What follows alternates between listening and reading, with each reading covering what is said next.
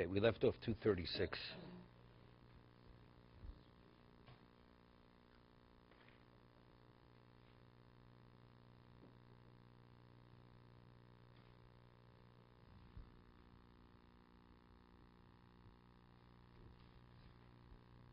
We left off 18. Yudches.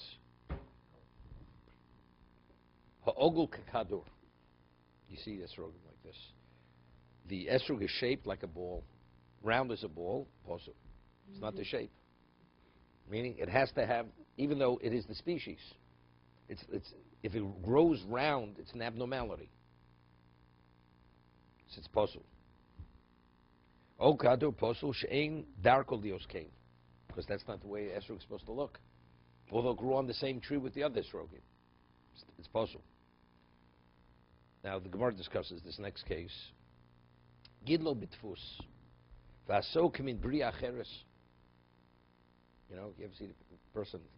You have a plum in a bottle, where the opening to the bottle is too small. How did you ever get the plum in the bottle? You know, how do you do that? You know, they take a bottle, and when it's just a bud, they put the bud into the bottle, and they tie the bottle to the branch, so the plum grows in the bottle. Then eventually they just cut it off. Yeah, that's how they do it. No, I'm just telling. That's the way they do it, right? So the Gemara says a person takes, you know, tefillin. How do you shape tefillin? You know, the tefillin sharosh. How's it shaped? No, they have a form. The skin, when it's initially, it's removed and it's processed. It's very malleable, very soft, and therefore, and they put it into this and they press it. So it's malleable, and therefore you have it's all four, but it's part of one piece of hide, right? It's one long piece. Then they have this form, and they go like this. They put it into. You ever see the thing that you slice bagels in? You know, same type of thing. And they put it and they press it, and then eventually, when it dries, it hardens. You got the tefillin. You have 4 compartments, and all 4 compartments are part of the same piece of leather. That's orachas. Person takes an esrog, and he puts it, and it grows in a way where it's forced as it grows, and to form whatever shape you want it to grow, to look like a cat, to look like a mouse, whatever you want it to look like, or to look like a miniature, who knows what. It's possible. Why? Because again, that's not what it's supposed to look like. Okay? Where's this? Gidlo bitfush asokim in bri acheres. It grew in a form, and now it looks like another species. Posul. Aso kemo brioso. Api shaso dapim kosher. Now it's like it's in sheets, like boards. It doesn't look like another brio. It's indented. It grew in a way where it looks like an esrog, but it's an indented esrog, due to the form that you put it, that it grew into. It's kosher, because it doesn't look like another species. Let's see the Mishna Berura. Gidlo b'tfush haidu she'osa lo tfus ba'odo kotom. Here, Ernie, this is the trick. When it's very small, it's still attached to the tree, and he puts it into this form. So it grows based on the shape of the form. It looks like a water wheel. Like a water wheel. That's what it looks like, the esrog. Nevertheless, although it's indented, it looks like a water wheel, but it doesn't look like something else. It's an esrog which has these very deep indentations. It's valid. It's a valid esrog. I'm not saying it's the ultimate in hodor, right? Somebody wants attention, you get this kind of esrog, right? People are attention seekers. What do you think people spend $1,000 on an esrog? How many people spend $1,000? It's like the person who drinks Blue Label Johnny Walker, right? Not Seagram's. Right? He said Seagram's, maybe Four Roses or Shenley. Still in Jericho, 1954. Okay. Okay. Hatium, it's like twins, tu'umim. You have two esrogim that actually they grew together. Siamese esrogim. They grew together on the tree. Kosher. Because you see there's one esrog. It's one esrog. Let's see, chov. That does make a difference. It doesn't look like another species. Before it looks like, the Gemara Bechorah speaks about a case. If you have an animal born from a cow, doesn't have split hooves. Choose its cud. It's definitely, it's from a kosher species. It's an abnormality. It's called nidme. Or the Gemara, the Mishnah speaks of a case where you have something that looks like a pig, literally like a pig that's born from a calf, from a cow.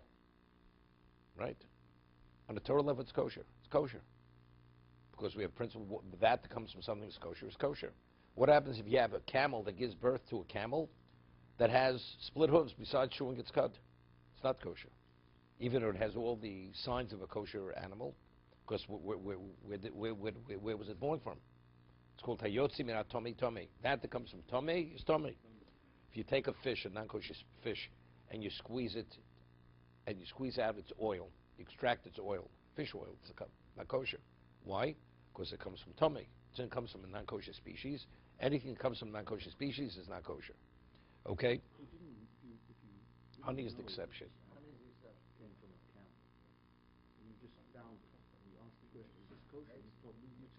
No, this animal, it looks like it looks like a camel. I understand. So, I'm just saying, if you didn't know who its mother was, you just found it.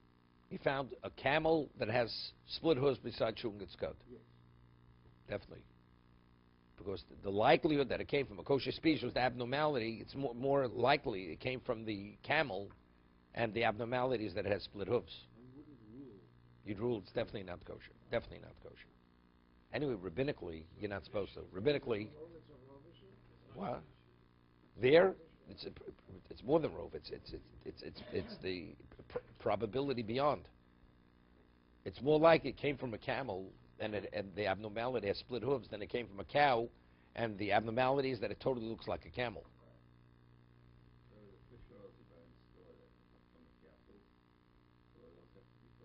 Yes, yes, definitely. Even though it says salmon, wild salmon fish oil, still. Right.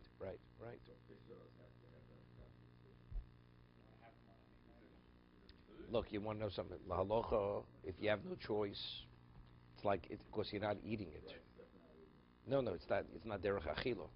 Anything which has a medicinal value, it's not derech achila. If you have an alternative, you should not take it. But if you have no alternative and you have to take it, then you take it. That's the law regarding medication. Okay, whatever it is, it's similar to that. See, the question is because if the way you take, but if you break open the capsule, then it is. That's eating. See, others, it's powder. Every aspect of the pill is not edible. Here, it's just encapsulated in the capsule. That you're only ingesting it, not the way you normally ingest something. But what you're taking into your body is fish oil. That's why I think it's worse than just a pill, which may be made of non-kosher ingredients. Because every aspect of the ingredient is not edible. Here, the oil is edible, it just happens to be in a capsule. It would be like you take pork, and you put it in a capsule, and you swallow the capsule with the pork in it. The pork in the capsule is pork. It happens to be you're ingesting it not the way you normally would ingest something. That's the difference. Right? You wouldn't do that, would you? No, but I'm saying you wouldn't. I understand that. I'm just saying in terms of affecting.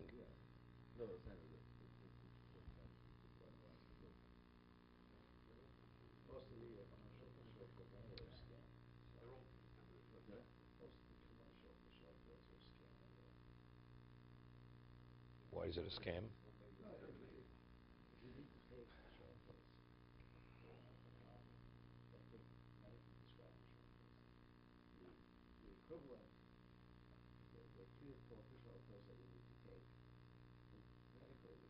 What are they? equivalent of 22 commercial fish markets. 4 equals 22. Probably 22 gross fish markets. Because they make it, there's no, I mean, the intensity. Nobody's watching it. I mean, you don't know what's in it. One week it's salmon, the next week it's shark. The next week it's... Yeah, but if you buy kosher, I understand, but the amount, first of all, they dilute it. The real fish oil you want is not DHA. A lot of these come with DHA. DHA has very little value. It's a fish oil, but has very little medicinal value in the EPA. So most of the commercial ones are scamming with it. The problem is it's not a medicine. It comes out as a food supplement. Right. So it's not watched by the Right. So, no. So most of it's Ramosha has a famous Ramosha tshuva. The halachas, if you eat meat, you have to wait 6 hours. According to the Mechaber, you have to wait 6 hours after you eat meat before you eat dairy. So he has, years ago, remember they used to advertise liver pills. No, liver. It was literal liver. So somebody asked him, if you take liver pills, do you have to wait to eat dairy afterwards? No, because the whole idea is no, because it comes up.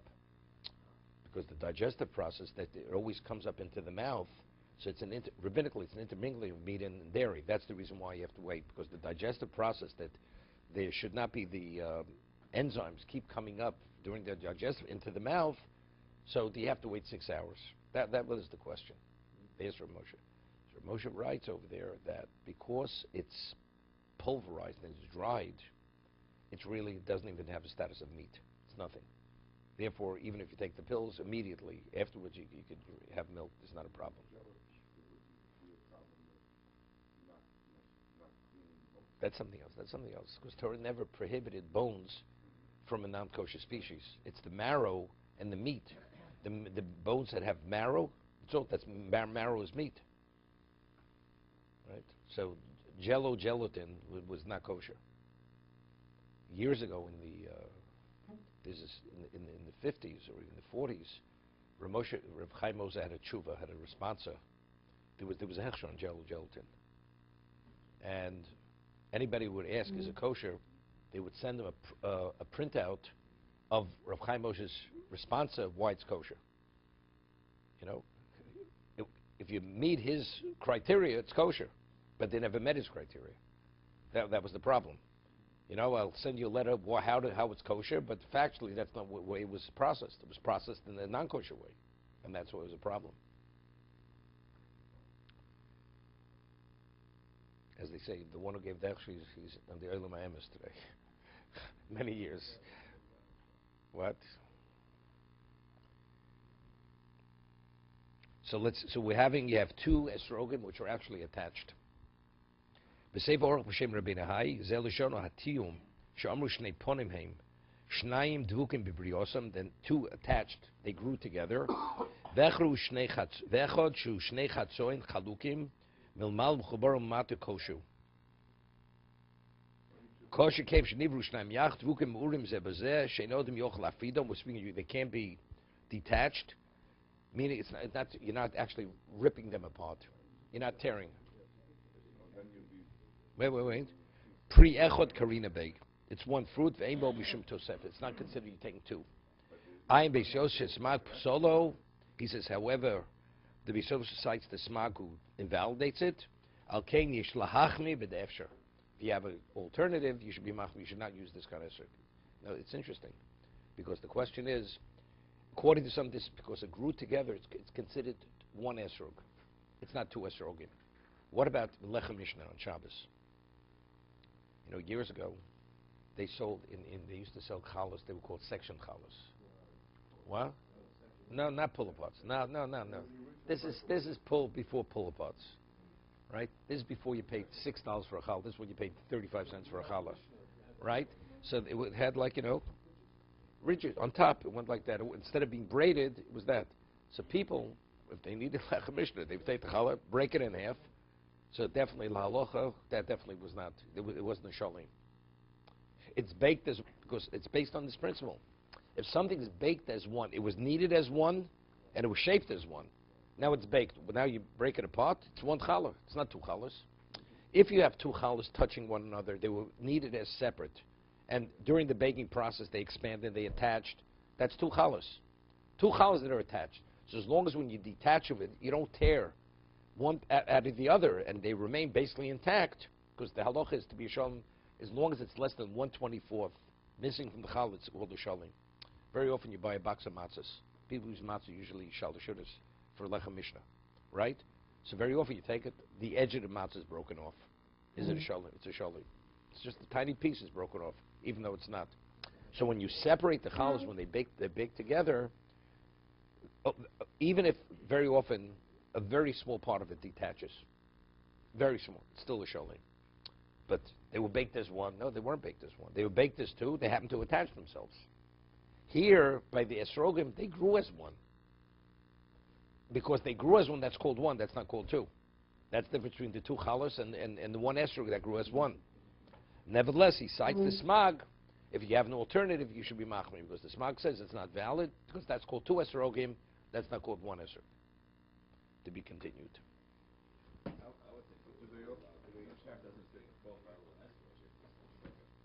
That is an esrog.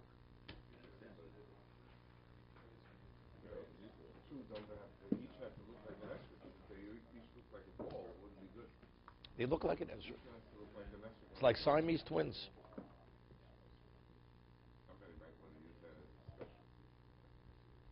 If you want attention.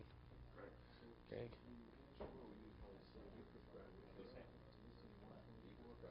Less than 1/24th. Less. It's still a showing.